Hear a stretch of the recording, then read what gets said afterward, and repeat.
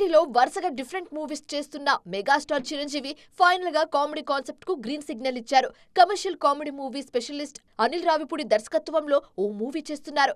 ఈ సినిమాతో vintage megastar timing ను గుర్తు చేయబోతున్నారు. యాక్షన్ కామెడీ జానర్ ను ఆల్టర్నేట్ గా ట్రై చేస్తున్న వెంకీ కూడా కామెడీకి ఫస్ట్ ప్రయారిటీ అంటున్నారు. యాక్షన్ జానర్ లో చేసిన సైంధవ్ డిజాస్టర్ కావడంతో, ఆ తర్వాత కామెడీ ఎంటర్టైనర్ సంక్రాంతికి వస్తున్న సూపర్ హిట్ కావడంతో నెక్స్ట్ ప్రాజెక్ట్ విషయంలో కాస్త కామెడీ టించ్ ఎక్కువగా ఉండేలా చూసుకుంటున్నారు. మాస్ మహారాజా రవితేజ కూడా రూట్ మార్చారు.